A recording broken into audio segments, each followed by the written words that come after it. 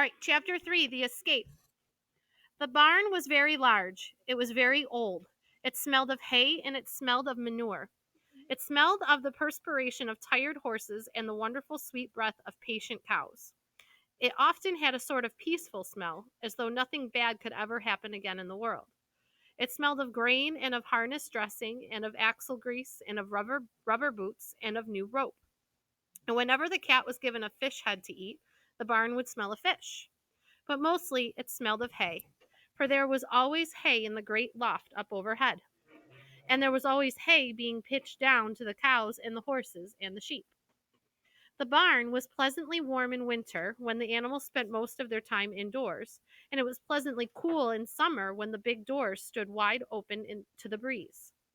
The barn had stalls on the main floor for the work horses, tie ups on the main floor for the cows, a sheepfold down below for the sheep, a pig pen down below for Wilbur, and it was full of all sorts of things that you find in barns: ladders, grindstones, pitchforks, monkey wrenches, skits, lawnmowers, snow shovels, axe handles, milk pails, water buckets, empty grain sacks, and rusty rat traps. It was the kind of barn that swallows like to build their nests in. It was the kind of barn that children like to play in, and the whole thing was owned by Fern's uncle, Mr. Homer L. Zuckerman. Wilbur's new home was in the lower part of the barn, directly underneath the cows. Mr. Zuckerman knew that a manure pile is a good place to keep a young pig. Pigs need warmth, and it was warm and comfortable down there in the barn cellar on the south side. Fern came almost every day to visit him. She found an old milking stool that had been discarded, and she placed the stool in the sheepfold next to Wilbur's pen. Here she sat quietly during the long afternoons, thinking and listening and watching Wilbur. The sheep soon got to know her and trust her. So did the geese, who lived with the sheep. All the animals trusted her. She was so quiet and friendly.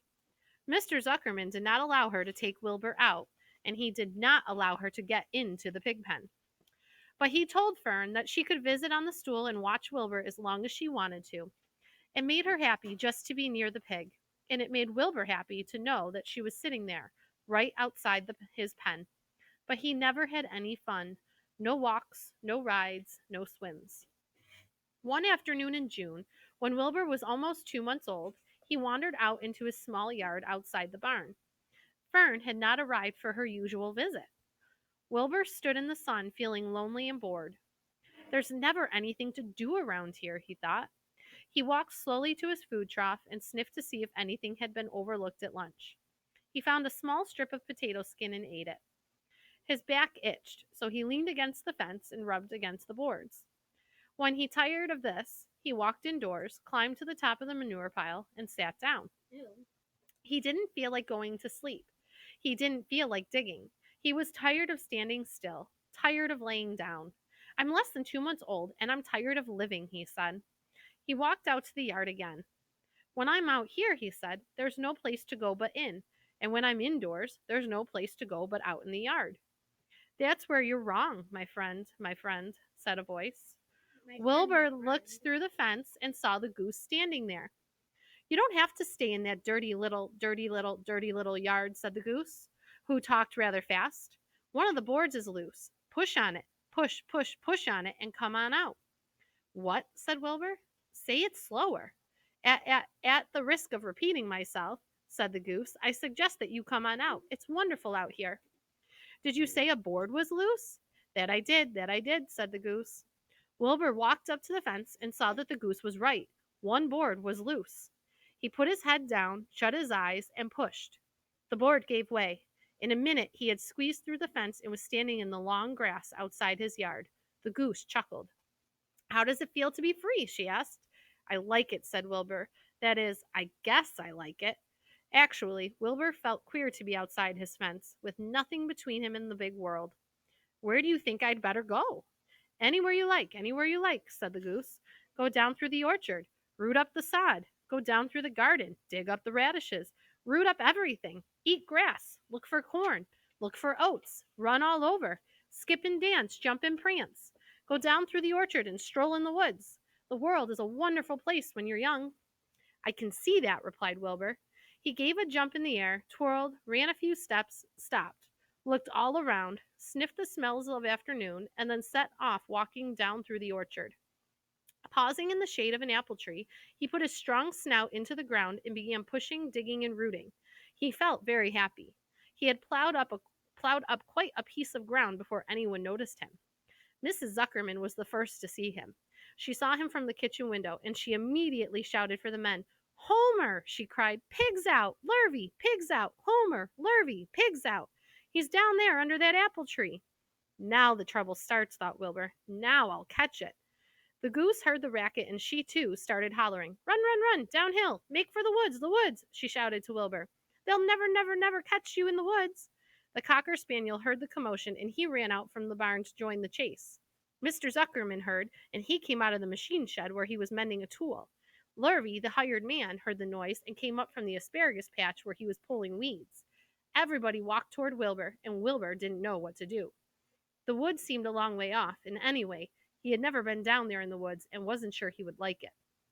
Get around behind him, Lurvy, said Mr. Zuckerman, and drive him toward the barn. And take it easy. Don't rush him.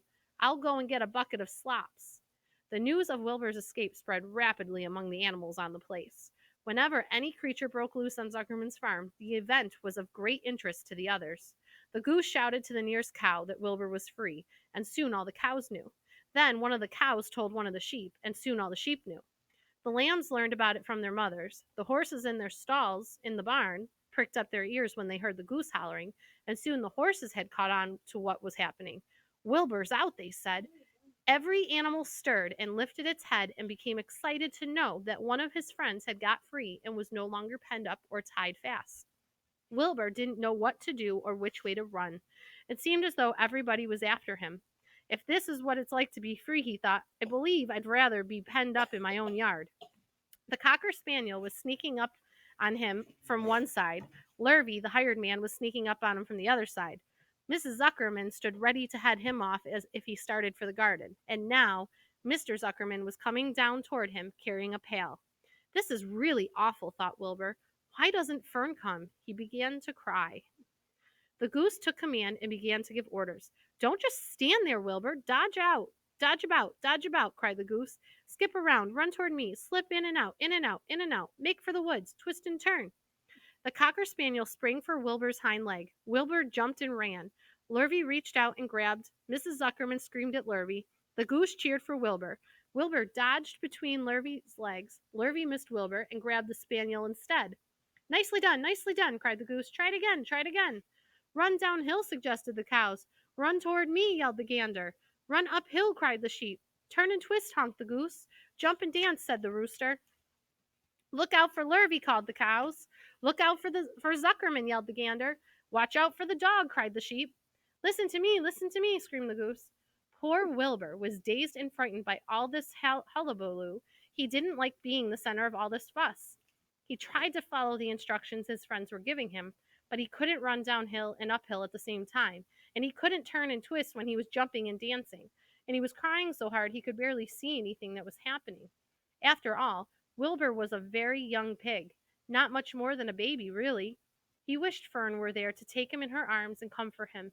When he looked up and saw Mr. Zuckerman standing quite close to him, holding a pail of warm slops, he felt relieved. He lifted his nose and sniffed.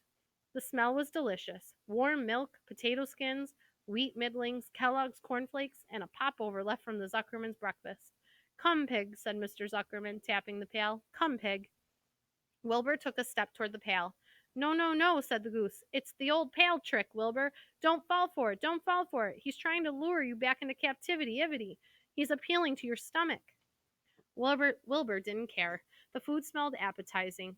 He took another step toward the pail.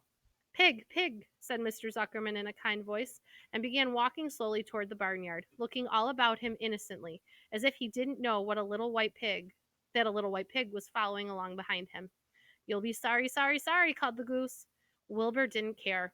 He kept walking toward the pail of slops. You'll miss your freedom, honked the goose. An hour of freedom is worth a barrel of slops. Wilbur didn't care. When Mr. Zuckerman reached the pig pen, he climbed over the fence and poured the slops into the trough. Then he pulled the loose board away from the fence so that there was a wide hole for Wilbur to walk through. Reconsider, reconsider, cried the goose.